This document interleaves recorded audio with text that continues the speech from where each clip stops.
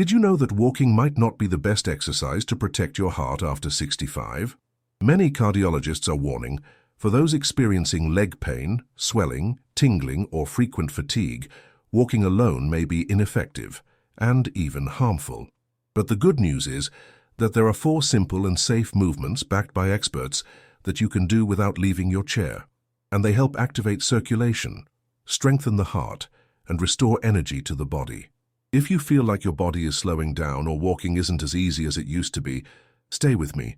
While you're here, go ahead and subscribe to the channel, leave a like, and comment below, "My heart deserves this care." What you're about to learn can literally change how you feel tomorrow. You might be wondering, is my body still capable? Do these movements actually work? And the truth is, yes. Even if you've been through surgeries, falls, or simply feel like you've lost agility, your body still responds when you call on it with kindness. Because strength, after 65, isn't about extreme physical effort. It's about smart movements, done with awareness, that respect your limits and activate the best in you, inside and out. And the most surprising part? The first movement we're going to reveal now mimics walking, but without taking a single step. And you can do it right there in your chair. Shall we see what it is? Movement 1, seated calf pumps. Sitting for long periods is a common reality in the lives of many older adults. Whether watching TV, reading, sewing, resting, or simply waiting, time passes, and the body remains still. But as we age, the body no longer responds to immobility in the same way. It's in this stillness that the first signs appear. Tingling in the feet, swollen ankles, that uncomfortable heavy feeling in the legs. These signs are natural alerts. Blood starts to pool in the lower body, especially the legs, and the heart has to work harder to push it back up. This process, though common, can lead to more serious issues like poor circulation, constant fatigue, cold feet, and even a risk of thrombosis in more severe cases. But there is a simple, accessible, and effective movement that helps reverse this, even for those who can't walk often. This movement is known as the seated calf pump. Despite the curious name, it's nothing more than a discrete exercise done while sitting that activates the calf muscles, the ones responsible for pushing blood back toward the heart. That's why many doctors and physical therapists call the calves the second heart. When you do this movement regularly, you're directly stimulating your circulation. This helps reduce leg swelling, warms your feet, and eases that relentless fatigue. Here's how to do it correctly. Sit on a sturdy chair with a backrest, keeping your spine straight. Place your feet flat on the floor, knees bent at a 90-degree angle. Rest your arms on your thighs, or let them relax at your sides. Lift your heels while keeping your toes on the ground. Feel your calves gently contract. Hold for about 2 seconds, then slowly lower your heels back down. Now lift your toes, keeping your heels on the floor. Hold for another 2 seconds, then return to the starting position. Repeat this cycle 10 to 15 times, alternating between lifting heels and lifting toes. This small action can be done several times throughout the day. While watching TV, chatting, waiting for lunch, or even during a phone call, it doesn't require any equipment or intense physical effort, just presence and a little attention to your body. Ronald, a 78-year-old gentleman, started doing this exercise during commercial breaks while watching his favorite evening shows. At first, he did it out of curiosity without expecting a lot. But within just a few weeks, he noticed that his ankles were less swollen. He realized he didn't feel as tired at the end of the day. His feet felt warmer, and he was even standing up from his chair with more stability. He described the change in a simple but touching way. "I feel like I've started participating in my own recovery again." And that's exactly what the seated calf pump offers. Not just physical improvement, but also a return of autonomy, confidence, and dignity. What seems like a simple movement holds a deep effect. It signals to the body that you're still in charge. And for someone who's living the experience of aging, that's more than an exercise. It's a gesture of starting over. Movement 2. Modified wall push-ups. As the years go by, many everyday movements start to require more effort from the body. Pushing up to stand, staying upright for longer, or even carrying something light can feel difficult. That's normal. With aging, the muscles in the upper body, arms, chest, abdomen, and back, begin to lose strength if they're not regularly activated. But strengthening this area doesn't have to be exhausting or uncomfortable. Modified wall push-ups are a practical, safe, and efficient way to activate the entire upper body without needing to lie on the floor or strain joints like shoulders, wrists, or the spine. This movement can be done by people with various levels of mobility, including those with knee pain, fear of falling, or a history of surgeries. It can easily be practiced at home, at any time of day, and best of all, you can fully control the intensity. When you do wall push-ups, you engage your arm and chest muscles, but you also strengthen your core and back. This improves balance, aligns posture, and even supports better breathing. Over time, this simple practice helps relieve chest and back tension, boosts circulation, and makes everyday movements easier, like getting out of bed, reaching for objects, or standing for longer periods safely. Here's how to do it safely. Find a sturdy wall with no obstacles in front of it. This could be in the kitchen, hallway, or bedroom. Stand about 1.5 steps away from the wall with your body aligned. Keep your feet parallel, hip width apart. Place your palms flat against the wall at shoulder height, fingers pointing upward. Your arms should be extended but not locked. Inhale. As you exhale, slowly bend your elbows, bringing your torso toward the wall, as if you're gently going in for a hug. When your face is just a few inches from the wall, pause for 1 second. Then gently push yourself back to the starting position, slowly and with control. Repeat this movement 6 to 10 times, going at your own pace and comfort level. This exercise doesn't require speed or excessive force. You can do it once or twice a day, or any time your body craves movement.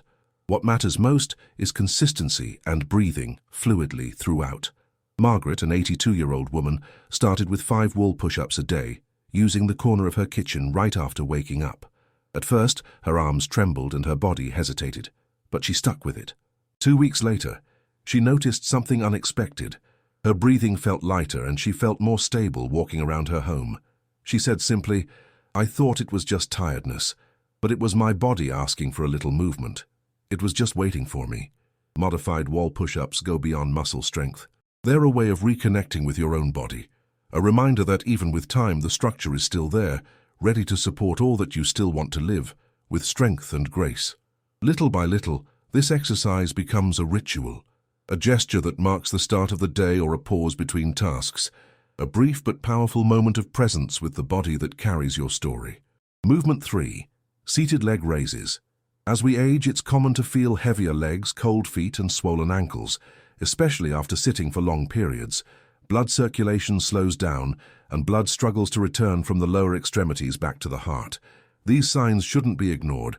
They indicate that the body needs stimulation, but not necessarily intense effort. Sometimes, a light and well-guided movement can safely activate the entire lower body, even for those who have limited mobility or feel pain while walking. That's why seated leg raises are highly recommended by physical therapists and healthcare professionals. You can do them right in your living room chair, in the kitchen, or even from bed.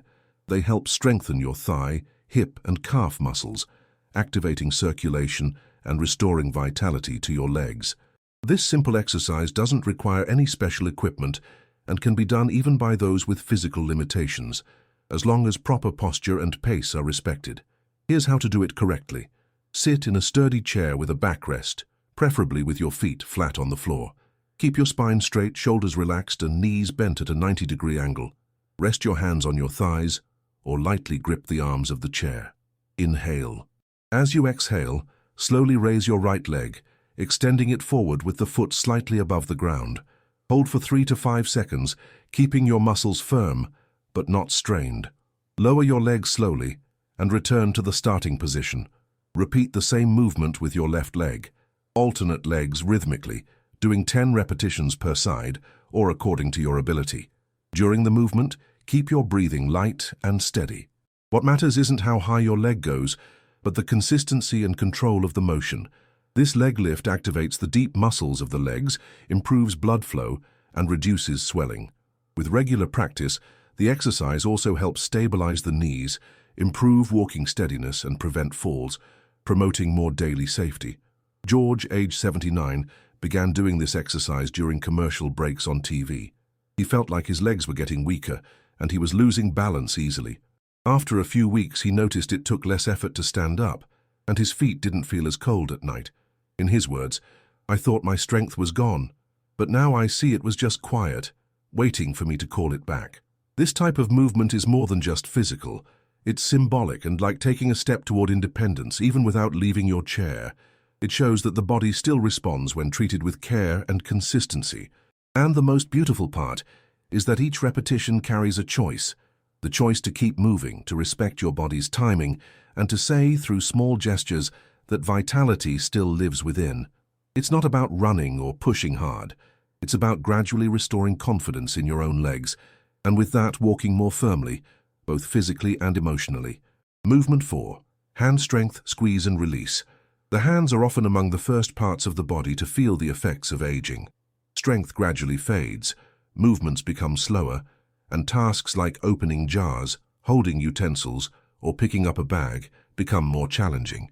But this loss of strength is often not permanent. It can be reversed with simple and consistent exercises. One such exercise is the squeeze and release. It may seem small, even insignificant to some, but for people over 65, it means a lot. The ability to hold a cup without dropping it, to write more steadily, to cut your own food, to keep autonomy in your hands. This movement is especially recommended for those with mild arthritis, osteoarthritis, or morning stiffness. It improves circulation, stimulates finger and palm strength, and helps maintain dexterity, essential for daily tasks and emotional well-being in aging. How to do it correctly. Sit comfortably with your arms relaxed and elbows resting on the table or your lap. Grab a soft rubber ball, a dry sponge, or even a rolled-up towel, any item that fits well in your palm and provides light resistance. With your right hand, squeeze the object firmly but without pain, contracting the hand and forearm muscles. Hold the pressure for 3 to 5 seconds. Slowly release, allowing the hand to fully relax. Repeat this process 8 to 12 times with your right hand. Then do the same with your left hand. You can do this exercise once or twice a day during calm moments, while chatting, watching TV, or even waiting for your coffee to cool. There's no need for speed or excessive force, just presence and consistency. With consistent practice, you'll begin to notice subtle but powerful improvements.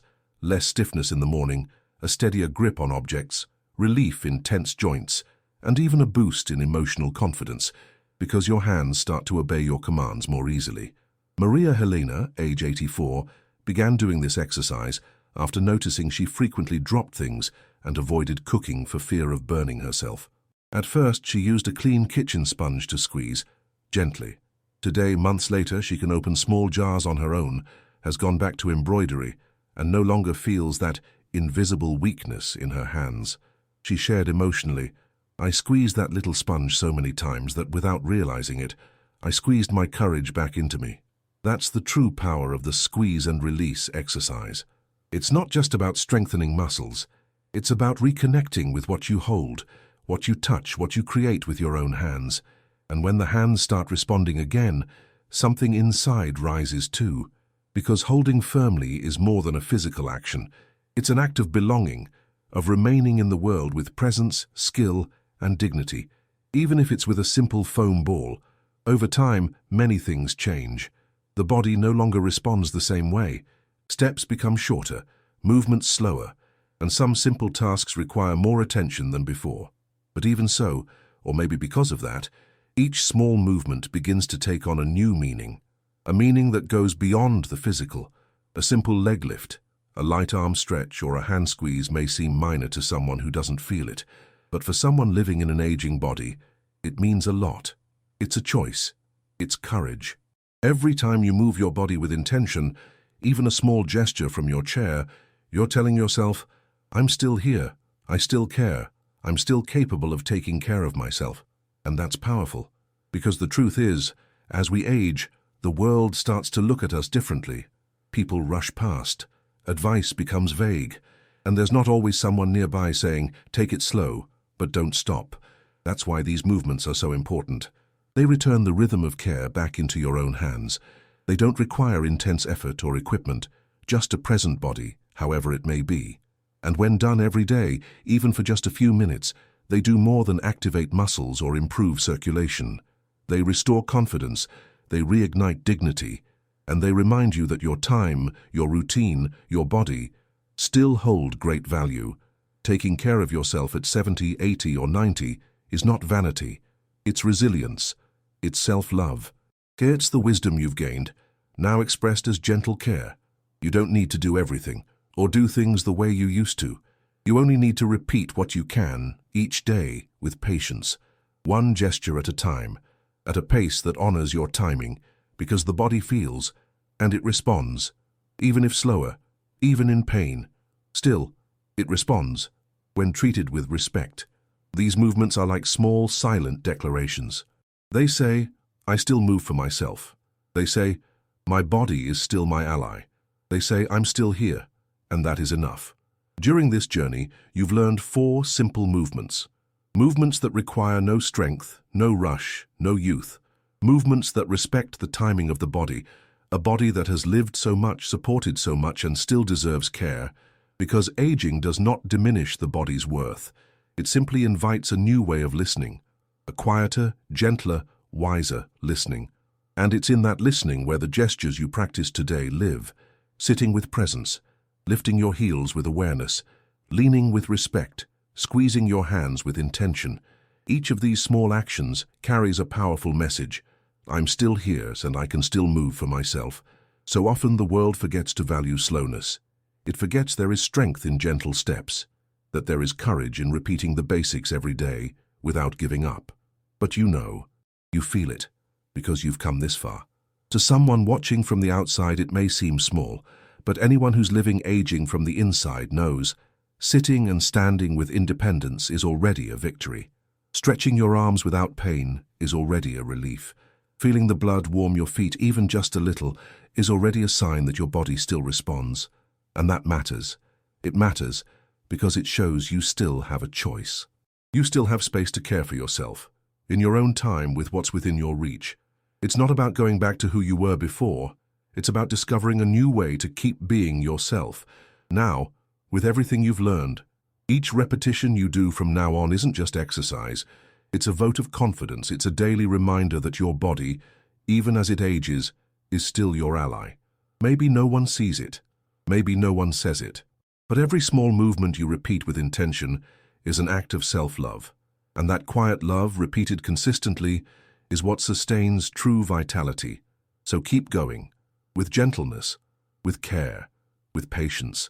What you started today is more than a physical routine. It's a commitment to your presence in the world. It's a soft declaration that time doesn't erase your importance.